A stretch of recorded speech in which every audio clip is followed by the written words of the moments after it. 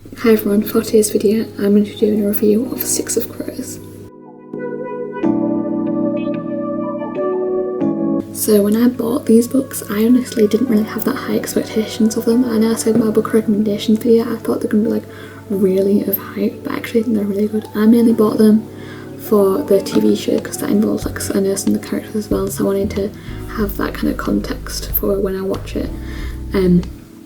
So yeah, when I bought these I didn't really have that high expectations of them. I was just kind of reading them because I thought I'd need to for the show, but they're actually really good and honestly kind of like better than Shadow and Bone themselves. But yeah, I just wanted to do a review on them because I've like got so much to say about it because they are so good. So the first of all I'd like to talk about the plot of Six of Crows, just the first one. And I thought this plot, can be kind of confusing at some points. It has got a really good plot and there's like a lot of twists and stuff, and it's really fast paced and I really enjoy it. But it can be kind of confusing at points. Like I always generally had an idea of what was happening, but I feel like there were certain points where I was kind of just like a bit confused because I didn't really understand like where things were coming from and stuff. But I think overall it has got a really good plot, and I think like it's got like a lot of good twists to it and stuff. And I think the way that the plot has like involves all the characters and stuff, like you don't feel like any of them are like left out. I also really like the writing style, the fact that you get in all like the characters' heads and you kind of know what they're thinking about, and I think that's a really good way that the plot makes it it's less of the plot and more like about the characters. But I think the plot is also like a really good way of like I know the book wouldn't be the same without the plot. Like it's got a very unique plot compared to a lot of fantasy books, and I really like that about it. I think like the way that involves even though it involves so many characters, and it feels like the plot is just focused on like some of them and the others are left out. Like it feels like they're all involved, and I like the fact that it's from like lots of people's different points of view, because then you get a better understanding for all the different characters. Crooked Kingdom, I think it's like got just both the plots are equally as good, but I think this one's better just because the plot is already developed and because you already know and like all the characters. I think that makes it better. But I think both plots are like just as good as each other. This one also has like several different twists in it, and like the fact that it's not just a copy of the first one. Like it didn't just continue on the same kind of things happening again. It is like a very different kind of story, but like at the same time it's still just as good as the other one. And so if anything, I probably prefer this book, but I think that's just because everything's already developed, and like because you already know all the characters and stuff. I think that just makes it better. But yeah, I really like this book as well. I also like the fact that in this book some of the characters out of Shadow and Bone are included. A lot of my favourites are in there as well, and I really like that about it. I like the fact that like the characters cross over, and I think that element of it will really help. Like when I still haven't watched the show of it yet, but when that does, the crossover in this book will probably help the crossover in the show as well. One of my favourite elements of the book, which I think is the romance side of it. I love any kind of book with romance in it. I think that just really like kind of just makes a book what it is. And I really like the fact that both these books have like a lot of different romance tropes, different types of romance. And I like the fact that they're not all like the same. Like some of them already have like history with each other.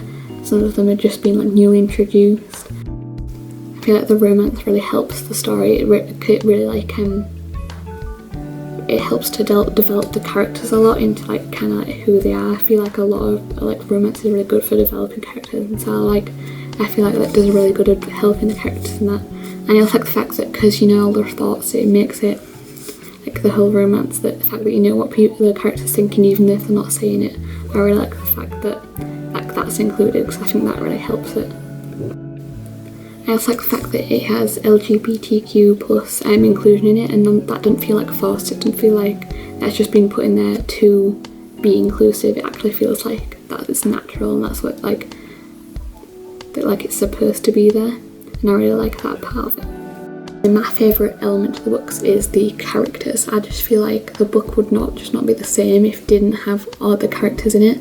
Like the characters were the same, and I feel like the way they all work together, like all the different crows, their like whole dynamic of the whole found family trope, I really like the way they all work together.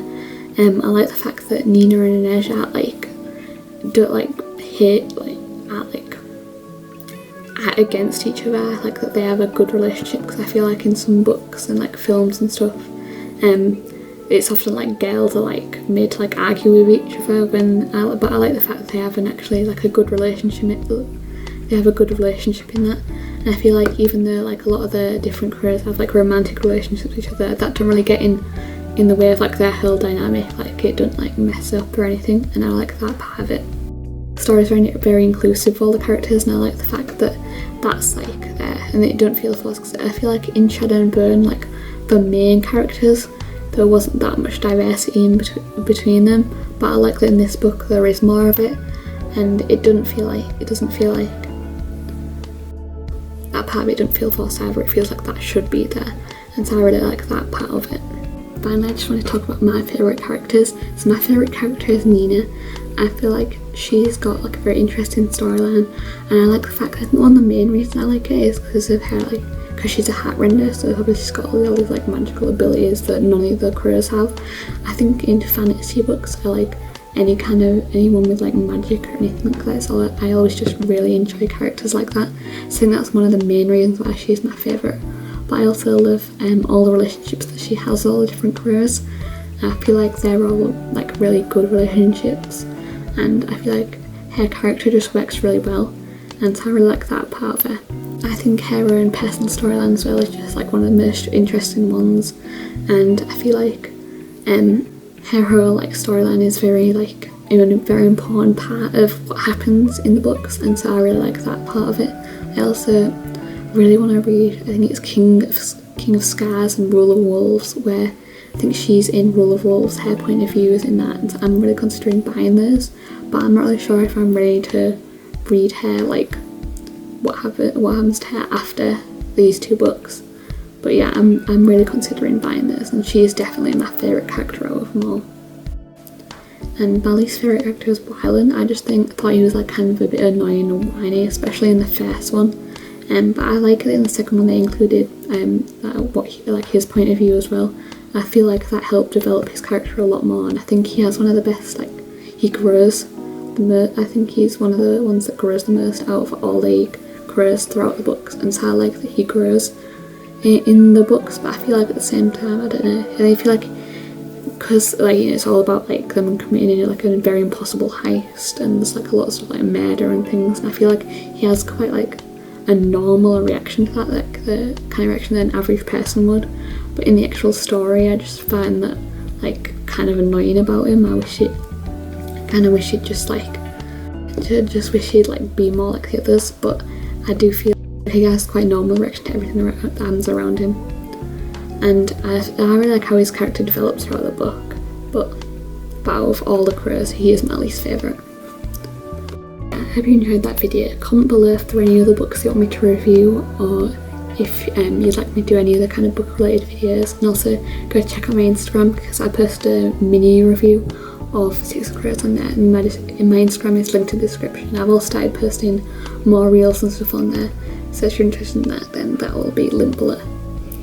But yeah, hope you enjoyed that video. Like and subscribe, comment below, and I'll see you in the next one. Bye.